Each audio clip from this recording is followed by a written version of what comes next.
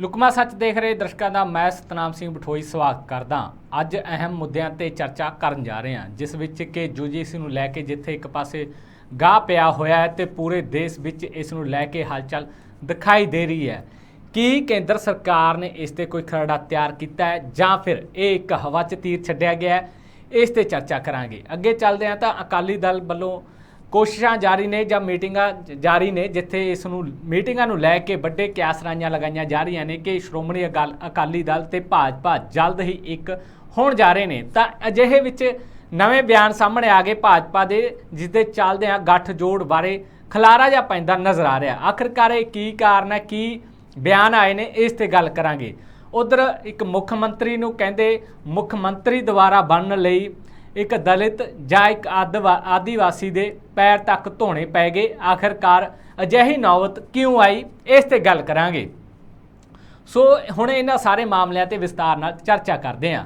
UGC ਨੂੰ ਲੈ ਕੇ ਅਸੀਂ ਦੇਖ ਰਹੇ ਹਾਂ ਕਿ ਦੇਸ਼ ਭਰ ਵਿੱਚ ਵੱਡੀ ਹਲਚਲ ਹੈ ਅਤੇ ਕੇਂਦਰ ਸਰਕਾਰ ਵੱਲੋਂ ਵੱਡੇ ਪੱਧਰ ਤੇ ਇਸ ਨੂੰ ਲੈ ਕੇ ਬਿਆਨ ਵੀ ਦਿੱਤੇ ਜਾ ਰਹੇ ਨੇ। ਇੱਥੋਂ ਤੱਕ ਕਿ ਜਿਵੇਂ ਹੀ ਦੇਸ਼ ਦੇ ਪ੍ਰਧਾਨ ਮੰਤਰੀ ਨਰਿੰਦਰ ਮੋਦੀ ਅਮਰੀਕਾ ਤੋਂ ਵਾਪਸ ਪਰਤਦੇ ਨੇ ਤਾਂ ਉਸ ਤੋਂ ਬਾਅਦ ਉਹਨਾਂ ਦਾ ਇੱਕ ਬਿਆਨ ਆਉਂਦਾ ਹੈ ਕਿ ਜਦੋਂ ਦੇਸ਼ ਇੱਕ ਹੈ ਤਾਂ ਦੇਸ਼ ਵਿੱਚ ਇੱਕ ਕਾਨੂੰਨ ਕਿਉਂ ਨਹੀਂ।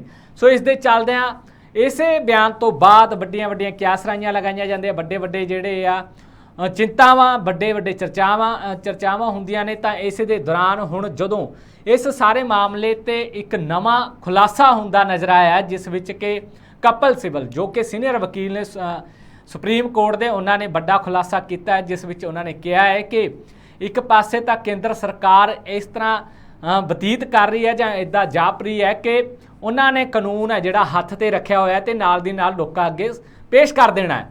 ਪਰ ਅਸਲ ਸੱਚਾਈ ਇਸ ਦੇ ਪਿੱਛੇ ਕੀ ਹੈ? ਉਹ ਕਹਿੰਦੇ ਕਿ ਉਹਨਾਂ ਨੇ ਹਾਲੇ ਤੱਕ ਇਸ ਦਾ ਖਰੜਾ ਤੱਕ ਵੀ ਤਿਆਰ ਨਹੀਂ ਕੀਤਾ, ਜਿਸ ਦੇ ਚੱਲਦਿਆਂ ਇਹ ਸਿਰਫ ਇੱਕ ਹਵਾ 'ਚ ਛੱਡਿਆ ਹੋਇਆ ਤੀਰ ਹੈ ਅਤੇ ਇਸ ਨੂੰ ਲੈ ਕੇ ਉਹਨਾਂ ਨੇ ਕਿਹਾ ਹੈ ਕਿ ਇਸ ਜਾਲ 'ਚ ਲੋਕਾਂ ਨੂੰ ਫਸਾ ਕੇ ਇਸ ਦੇ ਪਿੱਛੇ ਕਈ ਵੱਡੇ ਕੰਮ ਕੀਤੇ ਜਾ ਰਹੇ ਨੇ, ਉਹ ਜਿਹੜੇ ਬਾਅਦ 'ਚ ਦਿਖਣਗੇ। ਜਿਵੇਂ ਅਸੀਂ ਦੇਖਿਆ ਸੀ ਖੇਤੀ ਕਾਨੂੰਨਾਂ ਨੂੰ ਲੈ ਕੇ ਗਾਹ ਪਿਆ ਤਾਂ ਜਿਹੜੀਆਂ ਚੋਣਾਂ ਸੀਗੀਆਂ ਜਾਂ ਚੋਣਾਂ ਦੇ ਲਈ ਕਿਹੜੇ ਵੱਡੀਆਂ ਤਿਆਰੀਆਂ ਕੀਤੀਆਂ ਭਾਜਪਾ ਨੇ ਜਾਂ ਕੇਂਦਰ ਸਰਕਾਰ ਨੇ, ਉਹ ਲੋਕਾਂ ਤੋਂ ਕੁਝ ਲੁਕੀਆਂ ਰਹੀਆਂ। ਸਾਰੇ ਲੋਕਾਂ ਦਾ ਜ਼ਿਆਦਾਤਰ ਜਿਹੜਾ ਨਿਗਾਹ ਸੀਗੀ ਉਹ ਚੋਣ ਜਿਹੜਾ ਖੇਤੀ ਕਾਨੂੰਨਾਂ 'ਤੇ ਸੀਗੀ ਅਤੇ ਜਿਹੜਾ ਰੋਸ ਪ੍ਰਦਰਸ਼ਨ ਕਿਸਾਨਾਂ ਵੱਲੋਂ ਕੀਤਾ ਜਾ ਰਿਹਾ ਸੀ, ਸਭ ਦੀ ਨਿਗਾਹ ਉਸ ਤੇ ਟਿਕੀ ਹੋਈ ਸੀ ਕਿ ਆਖਿਰਕਾਰ ਕਦੋਂ ਕਾਨੂੰਨ ਰੱਦ ਹੋਣਗੇ, ਕੀ ਕਿਸਾਨ ਹੁਣ ਬੜਾ ਐਕਸ਼ਨ ਕਰਨਗੇ। ਵੱਖ-ਵੱਖ ਉਸ ਟਾਈਮ ਕਿਆਸਰਾਈਆਂ ਸੀ, ਵੱਖ-ਵੱਖ ਚਰਚੇ ਸਨ। ਤਾਂ ਇਸੇ ਤੋਂ ਦੌਰਾਨ ਹੁਣ ਯੂਜੀਸੀ ਵੀ ਕਹਿੰਦੇ ਉਸੇ ਤਰ੍ਹਾਂ ਲੋਕਾਂ ਅੱਗੇ ਪਰੋਸਿਆ ਜਾ ਰਿਹਾ ਹੈ, ਨਿਕਲਣਾ ਇਹਦੇ ਵਿੱਚ ਵੀ ਕੁਝ ਨਹੀਂ, ਜਿਸ ਨੂੰ ਲੈ ਕੇ ਹੁਣ ਸੀਨੀਅਰ ਵਕੀਲ ਕਪਿਲ ਸਿੱਬਲ ਨੇ ਜਿਹੜਾ ਕੇਂਦਰ ਸਰਕਾਰ ਦੇ ਇਸ ਯੂਜੀਸੀ ਨੂੰ ਲੈ ਕੇ ਖੁਲਾਸੇ ਕੀਤੇ ਨੇ। ਤਾਂ ਇਸ ਵਿੱਚ ਜਿੱਥੇ ਇੱਕ ਪਾਸੇ ਵੱਡੇ ਜਿਹੜੇ ਦਾਅਵੇ ਠੋਕੇ ਜਾ ਰਹੇ ਹੈ ਕਿ ਯੂਨੀਫਾਰਮ ਸਿਵਲ ਕੋਡ ਹੀ ਜਿਹੜਾ ਜ਼ਰੂਰੀ ਹੈ ਦੇਸ਼ ਵਿੱਚ, ਯਾਨੀ ਕਿ ਇੱਕ ਦੇਸ਼ ਇੱਕ ਯੂਨੀਫਾਰਮ ਸਿਵਲ ਕੋਡ, ਅਤੇ ਇਸ ਦੇ ਤਹਿਤ ਜੋ ਇਸ ਦੀਆਂ ਤਿਆਰੀਆਂ ਕੀਤੀਆਂ ਗਈਆਂ ਨੇ ਉਹਨਾਂ ਤਿਆਰੀਆਂ ਬਾਰੇ ਕਪਿਲ ਸਿੱਬਲ ਨੇ ਸਾਰੇ ਹੀ ਖੁਲਾਸੇ ਕਰ ਦਿੱਤੇ ਨੇ। ਇੱਕ ਟੀਵੀ ਤੇ ਨਿੱਜੀ ਚੈਨਲ ਤੇ ਜਿਹੜਾ ਇੰਟਰਵਿਊ ਦਿੰਦੇ ਆ ਕਪਿਲ ਸਿੱਬਲ ਨੇ ਕਿਹਾ ਹੈ ਕਿ ਜਦੋਂ ਵੀ ਕੋਈ ਚੀਜ਼ ਬਣਦੀ ਹੈ ਤਾਂ ਉਸ ਦਾ ਖਰੜਾ ਜਿਹੜਾ ਉਹ ਜ਼ਿਆਦਾਤਰ ਲੋਕਾਂ ਦੇ ਹੱਥ ਵਿੱਚ ਹੁੰਦਾ ਜਾਂ ਜ਼ਿਆਦਾਤਰ ਜਿਹੜੇ ਲੀਗਲ ਟੀਮਾਂ ਹੁੰਦੀਆਂ ਨੇ ਉਹਨਾਂ ਦੇ ਹੱਥ ਵਿੱਚ ਹੁੰਦਾ ਹੈ। ਪਰ ਐਡਾ ਵੱਡਾ ਦੇਸ਼ ਵਿੱਚ ਕਾਨੂੰਨ ਬਣਨ ਜਾ ਰਿਹਾ ਹੋਵੇ ਤੇ ਉਸ ਦਾ ਇੱਕ ਪਰਚਾ ਵੀ ਜਿਹੜਾ ਕਿਸੇ ਵਿਅਕਤੀ ਕੋਲ ਨਾ ਹੋਵੇ ਤਾਂ ਆਖਿਰਕਾਰ ਇਸ ਪਿੱਛੇ ਕੀ ਹੋਏਗਾ? ਸੱਚ ਹੋਏਗਾ ਕਿ ਜਦੋਂ ਕੋਈ ਪਰਚਾ ਹੀ ਤਿਆਰ ਨਹੀਂ ਹੈਗਾ, ਉਸ ਦਾ ਖਰੜਾ ਹੀ ਤਿਆਰ ਨਹੀਂ ਹੈਗਾ, ਤਾਂ ਫਿਰ ਉਹ ਕਾਨੂੰਨ ਕਿਵੇਂ ਬਣੇਗਾ? ਕਾਨੂੰਨ ਬਾਰੇ ਜਿਹੜਾ ਉਹ ਖਰੜਾ ਹੈ ਕਦੋਂ ਤਿਆਰ ਕੀਤਾ ਜਾਏਗਾ? ਕਿਉਂਕਿ ਜੇਕਰ ਉਹਦੇ ਸੈਸ਼ਨ ਦੀ ਗੱਲ ਕਰੇ ਤਾਂ ਸੈਸ਼ਨ ਵੀ ਸਿਰ ਤੇ ਆ ਗਿਆ ਤੇ ਜਲਦ ਹੀ ਸੈਸ਼ਨ ਵੀ ਸ਼ੁਰੂ ਹੋਣ ਜਾ ਰਿਹਾ, ਪਰ ਉਧਰ ਕਹਿੰਦੇ ਹਾਲੇ ਤੱਕ ਜਿਹੜਾ ਯੂਜੀਸੀ ਦਾ ਯਾਨੀ ਕਿ ਯੂਨੀਫਾਰਮ ਸਿਵਲ ਕੋਡ ਦਾ ਜਿਹੜਾ ਖਰੜਾ ਹੈ ਉਹ ਵੀ ਤਿਆਰ ਨਹੀਂ ਹੋਇਆ। ਤਾਂ ਇਸ ਦੇ ਚੱਲਦਿਆਂ ਕੇਂਦਰ ਸਰਕਾਰ ਵੀ ਹੁਣ ਇੱਥੇ ਘਿਰਦੀ ਨਜ਼ਰ ਆ ਰਹੀ ਹੈ, ਜਿੱਥੇ ਅਸੀਂ ਦੇਖ ਰਹੇ ਹਾਂ ਕਿ ਦਿੱਲੀ ਦੀ ਸਰਕਾਰ, ਕੇਜਰੀਵਾਲ ਸਰਕਾਰ ਕਹਿ ਰਹੀ ਹੈ ਕਿ ਯੂਨੀਫਾਰਮ ਸਿਵਲ ਕੋਡ ਸਹੀ ਹੈ। ਅਸੀਂ ਇਸ ਦੇ ਪੱਖ ਵਿੱਚ ਹਾਂ ਕਿਉਂਕਿ ਉਹਨਾਂ ਦੇ ਰਾਜ ਸਭਾ ਮੈਂਬਰ संदीप पाठक ने इस दे पक्ष विच भुगतदिआं वड्डा बयान दिता है कि ये कानून होना चाहिए, एक जिहड़ा यूनीफॉर्म कोड होना चाहिए, एक देश का एक कानून ही लागू होना चाहिए। तो उधर जेकर बीते दिनों की गल करिए तो पंजाब के मुख मंत्री भगवंत मान ने पार्टी की विचारधारा या पार्टी के राज सभा के मैंबर तो उल्ट जाके बयान दिता। वो कहते हैं कि ये कानून नहीं होना चाहिए, इस नाल जिहड़े आ ਵੱਖ-ਵੱਖ फिरके ने, ਵੱਖ-ਵੱਖ ਜਿਹੜੇ लोग ने, उन्हां दे ਜਿਹੜੇ ਵੱਖ-ਵੱਖ ਆਪਣੇ ਕਾयदे ਕਾਨੂੰਨ ਨੇ ਉਹਨਾਂ ਤੋਂ ਵੱਖ ਹੋ ਜਾਣਗੇ ਅਤੇ ਇਸ ਦੇ ਚੱਲਦਿਆਂ ਹੁਣ ਜਿਹੜੇ ਸੱਭਿਆਚਾਰ ਨੇ ਉਹਨਾਂ ਨੂੰ ਵੀ ਵੱਡੀ ਠੇਸ ਪਹੁੰਚੇਗੀ ਤੇ ਇਸ ਕਰਕੇ ਜਿਹੜਾ ਇਹ ਕਾਨੂੰਨ ਸਹੀ ਨਹੀਂ ਹੈ। ਇਸ ਲਈ ਇਸ ਨੂੰ ਲੈ ਕੇ ਪਾਰਟੀਆਂ ਵਿੱਚ ਵੱਡੇ ਜਿਹੜੇ ਆ ਪੁਆੜ ਦਿਖਾਈ ਦੇ ਰਹੇ ਆ ਕਿ ਪਾਰਟੀਆਂ ਆਮੋ ਸਾਹਮਣੇ ਹੋ ਗਈਆਂ ਸਿਵਲ ਕੋਡ ਨੂੰ ਲੈ ਕੇ ਕਿ ਇੱਕ ਕਹਿ ਰਿਹਾ ਕਿ ਸਹੀ ਹੈ, ਇੱਕ ਕਹਿ ਰਿਹਾ ਗਲਤ ਹੈ, ਕਿਉਂਕਿ ਐਵੇਂ ਹੀ ਕਾਂਗਰਸ ਪਾਰਟੀ ਵਿੱਚ ਵੀ ਹੋਇਆ। ਕਾਂਗਰਸ ਪਾਰਟੀ ਜਿੱਥੇ ਨੈਸ਼ਨਲ ਪੱਧਰ ਤੇ ਇਸ ਦਾ ਵਿਰੋਧ ਕਰ ਰਹੀ ਹੈ ਤਾਂ ਉਧਰ ਹਿਮਾਚਲ ਤੋਂ ਕੈਬਨਿਟ ਮੰਤਰੀ ਨੇ ਇਸ ਦਾ ਜਿਹੜਾ ਪੱਖ ਪੂਰਿਆ ਕਿ ਇਸ ਜਿਹੜਾ ਕਾਨੂੰਨ ਹੈ ਸਹੀ ਹੈ। ਇਸ ਦੇ ਚੱਲਦਿਆਂ ਇਸ ਨੂੰ ਲੈ ਕੇ ਵੱਖ-ਵੱਖ ਹੁਣ ਚਰਚਾਵਾਂ ਛਿੜ ਰਹੀਆਂ ਨੇ ਤੇ ਵੱਖ-ਵੱਖ ਤਰ੍ਹਾਂ ਦੀਆਂ ਜਿਹੜੀਆਂ ਬਿਆਨਬਾਜ਼ੀਆਂ ਆ ਰਹੀਆਂ ਨੇ। ਇੱਥੋਂ ਤੱਕ ਕਿ ਕਾਨੂੰਨ ਮੰਤਰੀ ਨੇ ਇਹ ਵੀ ਕਿਹਾ ਹੈ ਕਿ ਅਸੀਂ 13 ਜੁਲਾਈ ਤੱਕ ਇਸ ਤੇ ਰਾਏ ਮੰਗੀ ਹੋਈ ਆ ਲੋਕਾਂ ਦੀ ਤੇ 13 ਜੁਲਾਈ ਤੱਕ ਲੋਕਾਂ ਦੀ ਰਾਏ ਸਾਡੇ ਕੋਲ ਪਹੁੰਚ ਜੇਗੀ ਤੇ ਉਸ ਤੋਂ ਬਾਅਦ ਅਸੀਂ ਇਸ ਤੇ ਕੰਮ ਕਰਾਂਗੇ। ਪਰ ਵੱਡਾ ਸਵਾਲ ਇੱਥੇ ਸਿਵਲ ਜਿਹੜਾ ਕਪਲ ਸਿੱਬਲ ਨੇ ਉਹਨਾਂ ਨੇ ਇਹ ਕੀਤਾ ਹੈ ਕਿ ਜਦੋਂ ਖਰੜਾ ਹੀ ਨਹੀਂ ਭੇਜਿਆ ਤਾਂ ਅਗਲਾ ਜਵਾਬ ਕੀ ਦੇਗਾ। ਜਦੋਂ ਉਹਨਾਂ ਕੋਲ ਕੁਝ ਟਿਪਸ ਨਹੀਂ ਗਏ, ਕੁਝ ਜਿਹੜੇ ਨੁਕਤੇ ਨਹੀਂ ਗਏ ਕਿ ਅਸੀਂ ਇਸ ਤੇ ਕੰਮ ਕਰਾਂਗੇ, ਇਸ ਤੇ ਗੱਲਬਾਤ ਕਰਾਂਗੇ, ਇਹ ਕਾਨੂੰਨ ਹੋਏਗਾ, ਜਦੋਂ ਉਹ ਲੋਕਾਂ ਦੇ ਕੋਲ ਪਹੁੰਚਿਆ ਹੀ ਨਹੀਂ ਤਾਂ ਲੋਕ ਕੀ ਖਾਲੀ ਕਾਗਜ਼ ਤੇ ਲਿਖ ਕੇ ਆਪਣੀ ਰਾਏ ਭੇਜਣਗੇ। ਸੋ ਵੱਡਾ ਸਵਾਲ ਜਿਹੜਾ ਕਪਲ ਸਿੱਬਲ ਨੇ ਇਹ ਇੱਕ ਖੜਾ ਕੀਤਾ ਹੈ। ਸੋ ਇਸ ਦੇ ਚੱਲਦਿਆਂ UGC ਦਾ ਜਿਹੜਾ ਗਾਹ ਪਿਆ ਹੋਇਆ ਜਾਂ ਘਮਾਸਾਨ ਪਿਆ ਹੋਇਆ ਉਹ ਵੀ ਆਪਣੇ ਆਪ 'ਚ ਵੱਡਾ ਸਵਾਲ ਬਣ ਗਿਆ ਹੈ ਤੇ ਕੇਂਦਰ ਸਰਕਾਰ ਦਾ ਇੱਕ ਵੱਡਾ ਜਿਹੜਾ ਫੇਕ ਜਾਂ ਜਾਪ ਦਾ ਇਹ ਕਾਨੂੰਨ ਦਿਖਾਈ ਦੇ ਰਿਹਾ। ਹਾਲਾਂਕਿ ਜਿਹੜਾ ਜਲਦ ਹੀ ਜਿਹੜਾ ਸੈਸ਼ਨ ਆ ਲੋਕ ਸਭਾ ਦਾ ਉਹ ਸ਼ੁਰੂ ਹੋਣ ਜਾ ਰਿਹਾ, ਉਸ ਵਿੱਚ ਕੀ ਕੁਝ ਸਾਹਮਣੇ ਆਏਗਾ, ਕੀ ਅਸਲ ਵਿੱਚ ਖਰੜਾ ਤਿਆਰ ਹੈ ਕਿ ਨਹੀਂ, ਉਹ ਵੀ ਸਾਹਮਣੇ ਆ ਜਾਏਗਾ। ਜਿਵੇਂ ਅਸੀਂ ਅਕਸਰ ਹੁਣ ਪਿਛਲੇ ਸਮੇਂ ਦੌਰਾਨ ਦੇਖਿਆ ਕਿ ਪੰਜਾਬ ਵਿਧਾਨ ਸਭਾ ਵਿੱਚ ਜੋ ਸਪੈਸ਼ਲ ਸੈਸ਼ਨ ਬੁਲਾਇਆ ਗਿਆ ਉਸ ਦੇ ਏਜੰਡੇ ਨੂੰ ਲੈ ਕੇ ਖੂਬ ਗਾਹ ਪਿਆ। ਜਦੋਂ ਕਿ ਕੋਈ ਜਦੋਂ ਏਜੰਡਾ ਬੁਲਾਇਆ ਜਾਂ ਵਿਧਾਨ ਸਭਾ ਬੁਲਾਈ ਜਾਂਦੀ ਹੈ ਉਸ ਦਾ ਏਜੰਡਾ ਜਿਹੜਾ ਰਾਜਪਾਲ ਕੋਲ ਜਾਂਦਾ ਹੈ ਤੇ ਰਾਜਪਾਲ ਉਸ ਨੂੰ ਪਾਸ ਕਰਦਾ ਹੈ ਤੇ ਅੱਗੇ ਜਿਹੜਾ ਉਹ ਏਜੰਡਾ ਹੈ ਤਾਂ ਵਿਰੋਧੀ ਧਿਰਾਂ ਕੋਲ ਪਹੁੰਚਦਾ ਹੈ ਕਿ ਇਸ ਤੇ ਤੁਸੀਂ ਗੱਲ ਕਰਨੀ ਆ, ਇਹ ਕਾਨੂੰਨ ਪੇਸ਼ ਕਰਨੇ ਆ, ਅਸੀਂ ਇਹ ਬਿੱਲ ਪੇਸ਼ ਕਰਨੇ ਆ, ਇਹਨਾਂ ਤੇ ਡਿਸਕਸ਼ਨ ਹੋਏਗੀ ਤੇ ਇਸ ਤੇ ਤੁਸੀਂ ਵਿਰੋਧ ਜਿਤਾ ਸਕਦੇ ਹੋ। ਵਿਰੋਧੀ ਧਿਰ ਲਈ ਇਹ ਜਿਹੜਾ ਇੱਕ ਏਜੰਡਾ ਭੇਜਿਆ ਜਾਂਦਾ ਹੈ। ਪਰ ਇਸ ਵਾਰ ਹੋਇਆ ਉਲਟ। ਪੰਜਾਬ ਵਿਧਾਨ ਸਭਾ ਦੀ ਜਿਹੜੀ ਸੈਸ਼ਨ ਆ ਉਹ ਵੀ ਕਾਨੂੰਨੀ ਘੇਰੇ ਵਿੱਚ ਦਿਖਦੀ ਹੈ, ਜਿਸ ਦੇ ਚੱਲਦਿਆਂ ਪਹਿਲਾਂ ਹੀ ਰਾਜਪਾਲ ਨੇ ਐਲਾਨ ਕਰ ਦਿੱਤਾ ਸੀਗਾ ਕਿ ਜਿਹੜੇ ਸੈਸ਼ਨ ਦਾ ਸਾਡੇ ਕੋਲ ਏਜੰਡਾ ਹੀ ਨਹੀਂ ਆਇਆ ਤਾਂ ਅਸੀਂ ਉਸ ਨੂੰ ਸੈਸ਼ਨ ਵੀ ਕਿਵੇਂ ਸੱਦੀਏ ਦੱਸੀਏ ਜਾਂ ਉਸ ਨੂੰ ਸਵੀਕਾਰ ਕਰੀਏ। ਹਾਲਾਂਕਿ ਆਮ ਆਦਮੀ ਪਾਰਟੀ ਨੇ ਇਸ ਤੇ ਜਿਹੜਾ ਆਪਣਾ ਪੱਖ ਰੱਖਦਿਆਂ ਕਿਹਾ ਹੈ ਕਿ ਪਹਿਲਾਂ 1987 ਵਿੱਚ ਵੀ ਅਜਿਹਾ 1986-87 ਵਿੱਚ ਵੀ ਅਜਿਹਾ ਹੋਇਆ ਕਿ ਬਿਨਾਂ ਏਜੰਡੇ ਤੋਂ ਸੈਸ਼ਨ ਬੁਲਾਇਆ ਗਿਆ ਤੇ ਰਾਸ਼ਟਰਪਤੀ ਦੀ ਮਨਜ਼ੂਰੀ ਤੋਂ ਬਿਨਾਂ ਜਿਹੜਾ ਲੋਕ ਸਭਾ ਦਾ ਸੈਸ਼ਨ ਬੁਲਾਇਆ ਗਿਆ ਸੀ ਕਾਂਗਰਸ ਪਾਰਟੀ ਵੱਲੋਂ। ਇਸ ਤੇ ਉਦੋਂ ਦੇ ਹਾਲਾਤ ਕੀ ਸਨ, ਅੱਜ ਦੇ ਹਾਲਾਤ ਕੀ ਹਨ, ਇਸ ਦੇ ਚੱਲਦੇ ਇਸ ਤੇ ਵੀ ਚਰਚਾ ਚੱਲ ਰਹੀ ਹੈ। ਤਾਂ ਜਿਹੜਾ ਹੁਣ ਯੂਨੀਫਾਰਮ ਸਿਵਲ ਕੋਡ ਜਿਹੜਾ ਤਿਆਰ ਕੀਤਾ ਗਿਆ ਤਾਂ ਉਸ ਨੂੰ ਲੈ ਕੇ ਹੁਣ ਨਵਾਂ ਗਾਹ ਪੈਂਦਾ ਨਜ਼ਰ ਆ ਰਿਹਾ ਹੈ। ਸਿਵਲ ਜਿਹੜੇ ਕਪਲ ਸਿੱਬਲ ਨੇ ਸੀਨੀਅਰ ਵਕੀਲ ਨੇ ਸੁਪਰੀਮ ਕੋਰਟ ਦੇ, ਉਹਨਾਂ ਨੇ ਵੱਡੇ ਸਵਾਲ ਖੜੇ ਕਰ ਦਿੱਤੇ ਕਿ ਮੰਨ ਲਈਏ ਕਿ ਅਸੀਂ ਕਾਨੂੰਨ ਦੇ ਪੱਖ ਵਿੱਚ ਹਾਂ, ਪਰ ਪੱਖ ਕਿਸ ਚੀਜ਼ ਦਾ ਕਰੀਏ, ਕਿਹੜੇ ਇੱਕ ਪੁਆਇੰਟ ਤੇ ਕਰੀਏ ਕਿ ਆਹ ਪੁਆਇੰਟ ਸਾਡੇ ਕੋਲ ਨੇ, ਇਹ ਖਰੜਾ ਤੁਹਾਡੇ ਕੋਲ ਤਿਆਰ ਹੈ। ਸੋ ਇਸ ਦੇ ਚੱਲਦਿਆਂ ਸਿਵਲ ਕੋਡ ਨੂੰ ਲੈ ਕੇ ਵੀ ਗਾਹ ਪੈ ਗਿਆ। ਤਾਂ ਅੱਗੇ ਸ਼੍ਰੋਮਣੀ ਅਕਾਲੀ ਦਲ ਵੱਲੋਂ ਜਿਹੜੇ ਆ ਮੀਟਿੰਗਾਂ ਕੀਤੀਆਂ ਜਾ ਰਹੀਆਂ ਬੀਤੇ ਕੱਲ੍ਹ ਤੋਂ, ਤਾਂ ਉਹ ਵੀ ਚਰਚਾਵਾਂ ਵਿੱਚ ਨੇ। ਜਿੱਥੇ ਅਸੀਂ ਅਕਸਰ ਦੇਖ ਰਹੇ ਹਾਂ ਕਿ ਬੀਤੇ ਕੱਲ੍ਹ ਹੀ ਜਿਵੇਂ ਹੀ ਵਿਦੇਸ਼ੀ ਦੌਰੇ ਤੋਂ ਵਾਪਸ ਪਹੁੰਚਦੇ ਨੇ ਸੁਖਬੀਰ ਸਿੰਘ ਬਾਦਲ, ਸ਼੍ਰੋਮਣੀ ਅਕਾਲੀ ਦਲ ਦੇ ਪ੍ਰਧਾਨ ਸੁਖਬੀਰ ਸਿੰਘ ਬਾਦਲ ਜਿਵੇਂ ਹੀ ਵਾਪਸ ਐਂਟਰੀ ਕਰਦੇ ਨੇ ਦੇਸ਼ ਵਿੱਚ ਤਾਂ ਉਸ ਤੋਂ ਬਾਅਦ ਨਾਲ ਦੀ ਨਾਲ ਫੋਨ ਕਾਲ ਦੀਆਂ ਜਿਹੜੀਆਂ ਘੰਟੀਆਂ ਨੇ ਉਹ ਉਹਨਾਂ ਦੇ ਲੀਡਰਾਂ ਕੋਲ ਵੱਜ ਜਾਂਦੀਆਂ ਨੇ ਕਿ ਭਾਈ ਆਓ ਮੇਰੇ ਘਰੇ, ਸਾਡੇ ਕੋਲ ਆ ਕੇ ਅੱਜ ਗੱਲਬਾਤ ਆਪਾਂ ਕਿਸੇ ਮੁੱਦੇ ਤੇ ਕਰਦੇ ਹਾਂ। ਤਾਂ ਇਸੇ ਦੇ ਚੱਲਦੇ ਆ ਇਹ ਜਿਹੜੀ ਮੀਟਿੰਗ ਸੀ ਇਹ ਚਰਚਾ ਬਣ ਗਈ, ਚਰਚਾ ਦਾ ਵਿਸ਼ਾ ਬਣ ਗਈ। ਮੀਡੀਆ ਵਿੱਚ ਖਬਰਾਂ ਨਸ਼ਰ ਹੋ ਗਈਆਂ, ਸਵਾਲ ਪੁੱਛੇ ਜਾਣ ਲੱਗੇ ਕਿ ਆਖਰਕਾਰ ਇੱਕੋ ਦਮ ਜਿਹੜੀ ਇਹ ਮੀਟਿੰਗ ਆ ਕਿਉਂ ਬੁਲਾਈ ਗਈ ਹੈ। ਤਾਂ ਇਸੇ ਦੇ ਚੱਲਦੇ ਆ ਸਾਬਕਾ ਕੈਬਨਿਟ ਮੰਤਰੀ ਸੁਰਜੀਤ ਸਿੰਘ ਰੱਖੜਾ ਤੋਂ ਸਵਾਲ ਪੁੱਛਿਆ ਜਾਂਦਾ ਹੈ ਕਿ ਕੀ ਹੁਣ ਭਾਜਪਾ ਨਾਲ ਗੱਠਜੋੜ ਹੋਣ ਜਾ ਰਿਹਾ ਅਕਾਲੀ ਦਲ ਦਾ, ਤਾਂ ਉਹਨਾਂ ਨੇ ਕਿਹਾ ਕਿ ਹਾਲੇ ਤੱਕ ਕੋਈ ਅਜਿਹੀ ਪੋਜੀਸ਼ਨ ਨਹੀਂ, ਪਰ ਜੇਕਰ ਗੱਠਜੋੜ ਹੁੰਦਾ ਵੀ ਹੈ ਤਾਂ ਉਸ ਦਾ ਨੁਕਸਾਨ ਵੀ ਕੀ ਹੈ।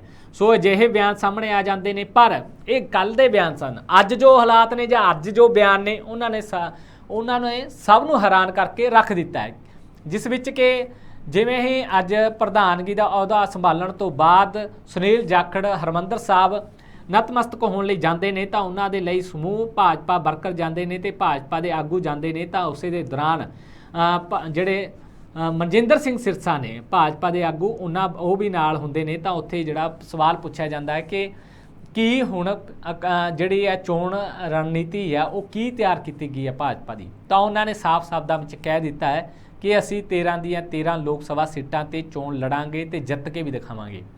ਸੋ ਦਾਅਵਾ ਠੋਕਿਆ ਗਿਆ ਹੈ।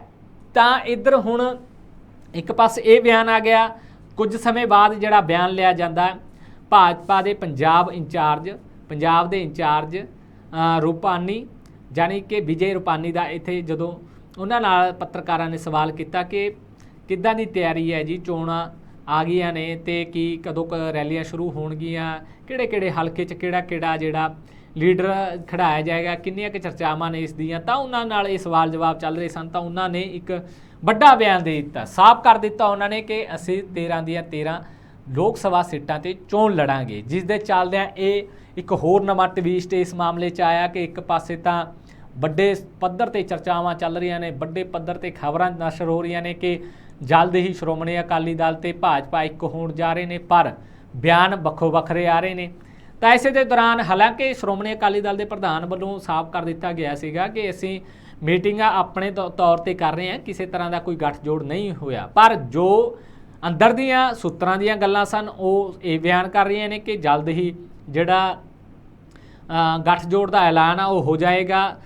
ਇੱਥੋਂ ਤੱਕ ਕਿਹਾ ਜਾ ਰਿਹਾ ਹੈ ਕਿ ਕੈਬਨਿਟ ਰੈਂਕ ਵੀ ਜਿਹੜਾ ਸ਼੍ਰੋਮਣੀ ਅਕਾਲੀ ਦਲ ਦੇ MP ਨੂੰ ਦਿੱਤਾ ਜਾਵੇਗਾ।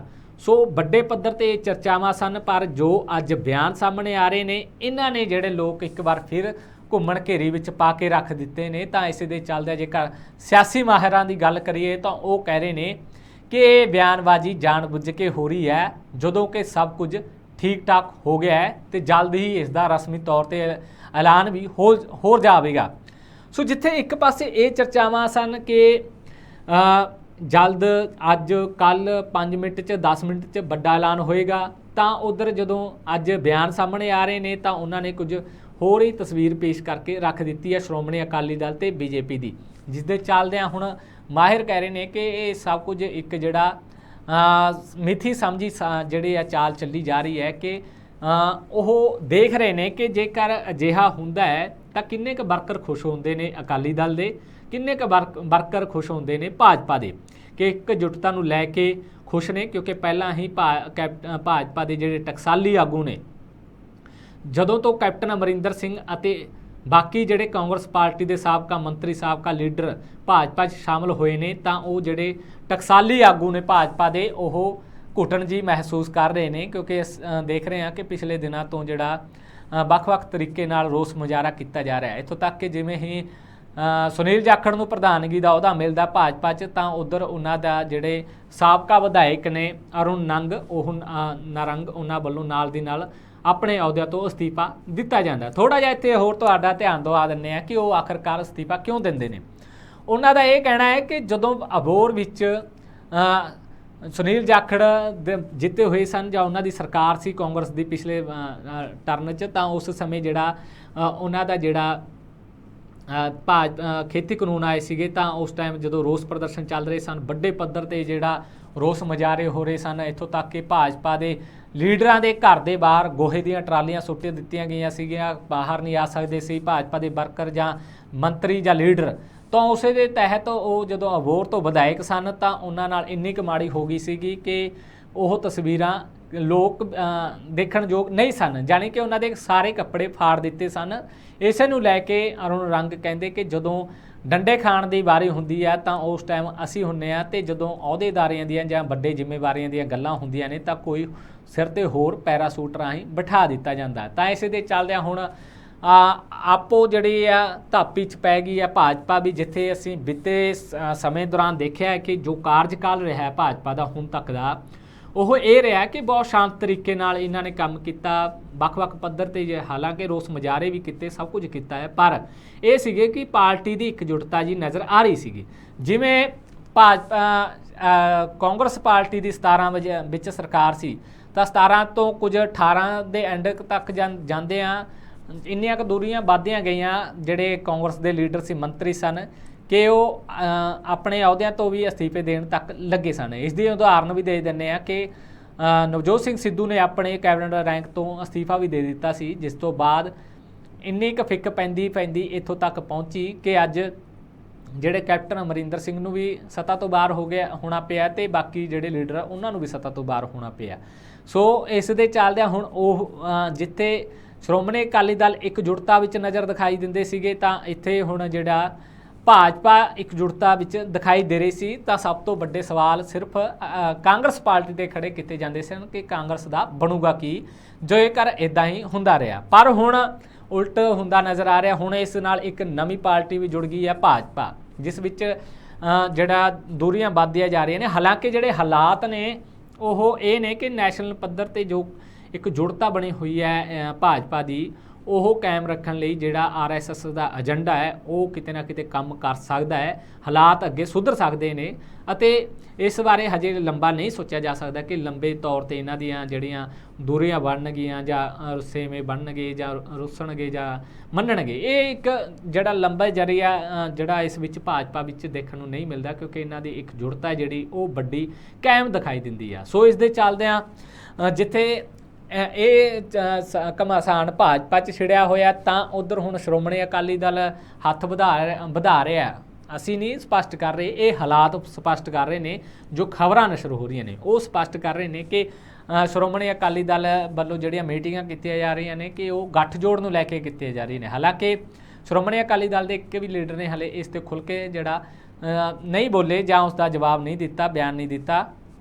ਤਾਂ ਇਸੇ ਦੇ ਦੌਰਾਨ ਹੁਣ ਜੇਕਰ ਅਕਾਲੀ ਦਲ ਤੇ ਭਾਜਪਾ ਇੱਕ ਹੋ ਜਾਂਦੇ ਨੇ, ਤਾਂ ਜਿਹੜੇ ਬਿਆਨ ਆ ਰਹੇ ਨੇ ਇਸੇ ਮੌਕੇ ਤੇ, ਤਾਂ ਇਹਨਾਂ ਦਾ ਕੀ ਬਣੇਗਾ। ਹਾਲਾਂਕਿ ਕਿਹਾ ਜਾਂਦਾ ਹੈ ਕਿ ਜਿਹੜਾ ਲੀਡਰ ਹੁੰਦੇ ਨੇ ਉਹਨਾਂ ਦੀ ਨਾ ਸਵੇਰ ਹੁੰਦੀ ਹੈ ਨਾ ਸ਼ਾਮ ਹੁੰਦੀ ਹੈ, ਉਹ ਸਵੇਰੇ ਕੁਝ ਹੋਰ ਤੇ ਸ਼ਾਮ ਨੂੰ ਕੁਝ ਹੋਰ, ਉਹ ਚੱਲਦੀ ਰਹਿੰਦਾ ਸਿਸਟਮ। ਸੋ ਇਸ ਦੇ ਚੱਲਦਿਆਂ ਹੁਣ ਜਿਹੜਾ ਮਾਹੌਲ ਹੈ ਕਿ ਤਿੰਨ ਪਾਰਟੀਆਂ ਦੇ ਲੀਡਰ ਇਕੱਠੇ ਹੋ ਕੇ ਕੰਮ ਕਰ ਪਾਉਣਗੇ, ਵਿਚਾਰਧਾਰਾਵਾਂ ਇੱਕ ਬਣਾ ਪਾਉਣਗੇ, ਇਹ ਵੀ ਇੱਕ ਵੱਡਾ ਸਵਾਲ ਹੋਏਗਾ। ਕਿਉਂਕਿ ਜੇਕਰ ਗੱਲ ਕਰੀਏ ਤਾਂ ਇੱਧਰ ਕਾਂਗਰਸ ਪਾਰਟੀ ਦੀ ਵਿਚਾਰਧਾਰਾ ਵਾਲੇ ਭਾਜਪਾ 'ਚ ਜਾ ਕੇ ਸ਼ਾਮਲ ਹੋ ਗਏ, ਤਾਂ ਉਧਰ ਭਾਜਪਾ ਦੀ ਵਿਚਾਰਧਾਰਾ ਵਾਲੇ ਜਾਂ ਆਰਐਸਐਸ ਦੀ ਵਿਚਾਰਧਾਰਾ ਵਾਲੇ ਲੀਡਰ ਪਹਿਲਾਂ ਬੈਠੇ ਆ, ਕਿ ਉਹਨਾਂ ਨਾਲ ਕਾਂਗਰਸੀ ਵਿਚਾਰਧਾਰਾ ਵਾਲਿਆਂ ਦੀ ਗੱਲ ਬਣ ਪਾਏਗੀ ਤਾਂ ਇੱਧਰ ਚੱਲੀਏ। ਹਾਲਾਂਕਿ ਜਿਹੜੀ ਸ਼੍ਰੋਮਣੀ ਅਕਾਲੀ ਦਲ ਆ, ਬੀਜੇਪੀ ਆ, ਉਹਨਾਂ ਦੇ 10 ਸਾਲ ਸਰਕਾਰ ਰਹੀ ਹੈ ਗੱਠਜੋੜ ਦੀ, ਫਿਰ ਵੀ ਕਿਤੇ ਨਾ ਕਿਤੇ ਨੇੜੇ ਲੱਗ ਸਕਦੇ ਨੇ। ਤਾਂ ਜੇ ਇੱਥੇ ਗੱਲ ਕਰੀਏ ਤਾਂ ਕੈਪਟਨ ਸੁਖਬੀਰ ਸਿੰਘ ਬਾਦਲ ਜਾਂ ਜਿਹੜੇ ਬਾਕੀ ਜਿਹੜੇ ਭਾਜਪਾ ਦੇ ਪੁਰਾਣੇ ਲੀਡਰ ਨੇ, ਉਹ ਜਦੋਂ ਇੱਕ ਸਟੇਜ ਤੇ ਨਜ਼ਰ ਆਉਣਗੇ ਤਾਂ ਸਿਆਸਤ ਦੀ ਕਿਹੜੀ ਤਸਵੀਰ ਹੋਏਗੀ ਤੁਸੀਂ ਆਪਣੇ ਆਪ ਅੰਦਾਜ਼ਾ ਲਗਾ ਲਓ। ਸੋ ਇਸ ਦੇ ਚੱਲਦਿਆਂ ਹੁਣ ਇਸ ਨੂੰ ਲੈ ਕੇ ਜਿਹੜਾ ਪੂਰਾ ਗਾਹ ਪਿਆ ਹੋਇਆ ਹੈ ਕਿ ਇੱਧਰ ਕਹਿ ਰਹੇ ਆ ਕਿ ਅਸੀਂ ਤਾਂ ਭਾਈ 13 ਸੀਟਾਂ ਤੇ ਆਪ ਹੀ ਲੜਾਂਗੇ, ਤਾਂ ਉੱਧਰ ਕਹਿ ਰਹੇ ਚਰਚਾਵਾਂ ਨੇ ਕਿ ਜਲਦੀ ਹੀ ਗੱਠਜੋੜ ਹੋ ਸਕਦਾ ਹੈ। ਤਾਂ ਗੱਠਜੋੜ ਕਿਹੜੀ ਗੱਲ ਤੇ ਹੋਏਗਾ ਜਿੱਥੇ ਉਹ ਦਾਅਵਾ ਠੋਕ ਰਹੇ ਆ ਕਿ ਅਸੀਂ 13 ਸੀਟਾਂ ਤੇ ਜਿਹੜੇ ਆ ਤਿਆਰੀ ਕਰ ਲਈ ਹੈ ਕਿ ਚੋਣ ਲੜਨੀ ਹੋ ਆ। ਕੀ ਫਿਰ ਵੱਡਾ ਸਵਾਲ ਇੱਥੇ ਜਿਹੜਾ ਬਣ ਰਿਹਾ, ਹਾਲਾਤ ਬਣਾ ਰਹੇ ਨੇ, ਕੀ ਫਿਰ ਸ਼੍ਰੋਮਣੀ ਅਕਾਲੀ ਦਲ ਬਿਨਾਂ ਚੋਣ ਲੜੇ ਉਹਨਾਂ ਦਾ ਸਮਰਥਨ ਕਰੇਗਾ, ਵਿਧਾਨ ਸਭਾ ਦੀਆਂ ਚੋਣਾਂ ਦਾ ਇੰਤਜ਼ਾਰ ਕਰੇਗਾ? ਇਹ ਵੱਡੇ ਸਵਾਲ ਜਿਹੜੇ ਹੁਣ ਖੜੇ ਹੋ ਰਹੇ ਨੇ। ਸੋ ਇਸ ਦੇ ਚੱਲਦਿਆਂ ਹੁਣ ਇਹ ਸਾਰੇ ਹਾਲਾਤ ਬਣੇ ਹੋਏ ਨੇ। ਤਾਂ ਉੱਧਰ ਹੁਣ ਮੱਧ ਪ੍ਰਦੇਸ਼ ਦੀ ਥੋੜ੍ਹੀ ਜਿਹੀ ਗੱਲ ਕਰ ਲੈਂਦੇ ਹਾਂ। ਮੱਧ ਪ੍ਰਦੇਸ਼ ਦੇ ਮੁੱਖ ਮੰਤਰੀ ਸ਼ਿਵਰਾਜ ਸਿੰਘ ਚੌਹਾਨ ਨੂੰ ਇੱਕ ਦੱਸਿਆ ਜਾ ਰਿਹਾ ਹੈ ਕਿ ਦਲਿਤ ਭਾਈਚਾਰੇ ਦੇ ਜਿਹੜਾ ਪੀੜਤ ਸੀਗਾ ਜਾਂ ਆਦੀਵਾਸੀ ਭਾਈਚਾਰੇ ਦਾ ਪੀੜਤ ਸੀਗਾ, ਉਸ ਦੇ ਜਿਹੜੇ ਆ ਪੈਰ ਧੋਏ ਨੇ ਅਤੇ ਪੈਰ ਧੋਣੇ ਪੈ ਗਏ ਕਿਉਂਕਿ ਚੋਣਾਂ ਆ ਰਹੀਆਂ ਨੇ, ਜਿਸ ਦੇ ਲਈ ਜਿਹੜੇ ਸਿਆਸੀ ਮਾਹਿਰ ਨੇ ਜਾਂ ਵੱਖ-ਵੱਖ ਸਮਾਜ ਸੇਵੀ ਨੇ ਉਹਨਾਂ ਵੱਲੋਂ ਇਹ ਗੱਲ ਕਹੀ ਗਈ ਹੈ ਕਿ ਭਾਈ ਇਹ ਪੈਰ ਨਹੀਂ ਧੋਏ ਗਏ, ਇਹ ਸਿਰਫ ਮੁੱਖ ਮੰਤਰੀ ਦੁਬਾਰਾ ਬਣਨ ਲਈ ਇੱਕ ਵੱਡਾ ਜਿਹੜਾ ਸਟੰਟ ਖੇਡਿਆ ਗਿਆ। ਇਸ ਨੂੰ ਤੁਸੀਂ ਕਿਵੇਂ ਦੇਖਦੇ ਹੋ, ਇਹ ਵੀ ਜਰਾ ਕਮੈਂਟਸ ਵਿੱਚ ਗੱਲ ਸਾਂਝੀ ਕਰਨੀ ਹੈ ਕਿ ਤੁਸੀਂ ਕਿਵੇਂ ਦੇਖਦੇ ਹੋ ਇਸ ਨੂੰ ਕਿ ਉਧਰ ਚੋਣਾਂ ਸਿਰ ਤੇ ਹੋਣ ਤੇ ਐਡੀ ਕੋਈ ਘਟਨਾ ਵਾਪਰ ਜਾਵੇ ਕਿ ਉਸ ਨਾਲ ਇੱਕ ਜਿਹੜਾ ਪੂਰਨ ਤੌਰ ਤੇ ਜੁੜਿਆ ਹੋਇਆ ਲੋਕ ਨੇ, ਜਿਵੇਂ ਦਲਿਤ ਹੋ ਗਏ ਜਾਂ ਆਦੀਵਾਸੀ ਹੋ ਗਏ, ਜੇ ਉਹ ਘਟਨਾ ਤੇ ਸਟੈਂਡ ਨਾ ਲੈਂਦੇ ਮੁੱਖ ਮੰਤਰੀ, ਕੀ ਉਹ ਸਮੁਦਾਇ ਉਹਨਾਂ ਤੋਂ ਟੁੱਟ ਜਾਣਾ ਸੀਗਾ? ਕੀ ਮੁੱਖ ਮੰਤਰੀ ਵਾਲੀ ਕੁਰਸੀ ਜਿਹੜੇ ਉਹ ਉਹਨਾਂ ਨੂੰ ਮਿਲਣੀ ਨਹੀਂ ਸੀ ਮੁੜ? ਕਿਉਂਕਿ ਹੁਣ ਚੋਣਾਂ ਸਿਰ ਤੇ ਨੇ ਤਾਂ ਉਹਨਾਂ ਵੱਲੋਂ ਇਹ ਕਹਿੰਦੇ ਸਟੈਂਟ ਖੇਡਿਆ ਗਿਆ। ਸੋ ਇਸ ਵਿੱਚ ਕਿੰਨੀ ਕੁ ਸੱਚਾਈ ਹੋਏਗੀ ਕਿ ਅਸਲ ਵਿੱਚ ਉਹਨਾਂ ਨੇ ਦਿਲ ਤੋਂ ਉਹਨਾਂ ਦੀ ਜਿਹੜੀ ਗੱਲਬਾਤ ਕੀਤੀ ਹੈ, ਜਾਂ ਉਸ ਦਾ ਜਿਹੜਾ ਵਿਅਕਤੀ ਹੈ ਪੀੜਤ, ਉਸ ਦਾ ਮਾਨ ਸਨਮਾਨ ਕਾਇਮ ਰੱਖਣ ਲਈ ਕੀ ਮੁੱਖ ਮੰਤਰੀ ਨੇ ਇੱਕ ਲੋਕਾਂ ਨੂੰ ਮਿਸਾਲ ਦਿੱਤੀ ਹੈ? ਥੋੜ੍ਹਾ ਜਿਹਾ ਸਿਆਸਤ ਤੋਂ ਵੀ ਹਟ ਕੇ ਗੱਲ ਕਰ ਲੈਂਦੇ ਹਾਂ ਕਿ ਜੇਕਰ ਅਸਲ ਵਿੱਚ ਦਿਲ ਤੋਂ ਉਹਨਾਂ ਨੇ ਇਹ ਗੱਲ ਕੀਤੀ ਹੈ ਤਾਂ ਉਹਨਾਂ ਨੂੰ ਵੀ ਕਿਤੇ ਨਾ ਕਿਤੇ ਲੋਕਾਂ ਦਾ ਜ਼ਰੂਰ ਸਿਜਦਾ ਹੋ ਰਿਹਾ ਹੋਵੇਗਾ, ਕਿਉਂਕਿ ਮੁੱਖ ਮੰਤਰੀ ਵੱਲੋਂ ਇੱਕ ਪੀੜਤ ਵਿਅਕਤੀ ਨੂੰ ਇੰਨਾ ਸਨਮਾਨ ਦੇਣਾ ਕਿ ਉਸ ਦੀ ਜਿਹੜਾ ਏਰੀਏ ਵਿੱਚ ਮਾਨ ਸਨਮਾਨ ਹੈ ਉਹ ਦੁੱਗਣੇ ਤੋਂ ਤਿੱਗਣਾ ਵੱਧ ਜਾਵੇ। ਸੋ ਇਸ ਦੇ ਚੱਲਦਿਆਂ ਇਹ ਵੀ ਇੱਕ ਚੰਗੀ ਮਿਸਾਲ ਵੀ ਹੋਏਗੀ ਜੇਕਰ ਸਿਰਫ ਸਟੰਟ ਜਿਹੜਾ ਸਿਆਸੀ ਸਟੰਟ ਨਾ ਹੋਇਆ। ਸੋ ਜੇਕਰ ਅੱਗੇ ਵੀ ਉਸ ਦਾ ਮਾਨ ਸਨਮਾਨ ਇੱਦਾਂ ਹੀ ਰਿਹਾ ਤਾਂ ਇੱਕ ਚੰਗੀ ਸੋਚ ਉਹ ਕਹਿ ਸਕਦੇ ਆ ਮੁੱਖ ਮੰਤਰੀ ਦੀ, ਜਾਂ ਜੇਕਰ ਇੱਕ ਲੀਡਰ ਦੀ। ਸੋ ਇਸ ਦੇ ਚੱਲਦਿਆਂ ਇਨਸਾਨੀਅਤ ਦੇ ਕੰਮ ਵੀ ਆ ਸਕਦੀ ਹੈ ਜੇਕਰ ਇਹ ਅਸਲ ਵਿੱਚ ਸਿਆਸਤ ਤੋਂ ਹਟ ਕੇ ਇਹ ਕੰਮ ਹੋਇਆ। ਇਸ ਦੇ ਚੱਲਦਿਆਂ ਇਹ ਸਨ ਅੱਜ ਦੇ ਲੁਕਮਾ ਸੱਚ 'ਚ ਜਿਹੜੇ ਮੁੱਦੇ ਸੀਗੇ ਗਰਮ, ਅੱਜ ਦੀਆਂ ਚਰਚਾਵਾਂ ਚੱਲ ਰਹੀਆਂ ਨੇ, ਜਾਂ ਵੱਖ-ਵੱਖ ਤਰ੍ਹਾਂ ਦੇ ਜਿਹੜੇ ਇਹਨਾਂ 'ਤੇ ਕਿਆਸ ਰਾਈਆਂ ਚੱਲ ਰਹੀਆਂ ਨੇ ਇਹਨਾਂ ਮੁੱਦਿਆਂ 'ਤੇ। ਸੋ ਇਸ 'ਤੇ ਡਿਸਕਸ਼ਨ ਕੀਤੀ ਹੈ, ਸੋ ਚਰਚਾ ਕੀਤੀ ਹੈ। ਸੋ ਹੋਰ ਜਾਣਕਾਰੀ ਨਾਲ ਮੁੜ ਤੋਂ ਹਾਜ਼ਰ ਹੋਵਾਂਗੇ। ਬਣੇ ਰਹੋ ਰੋਜ਼ਾਨਾ ਲੋਕਨਾਟ TV ਨਾਲ।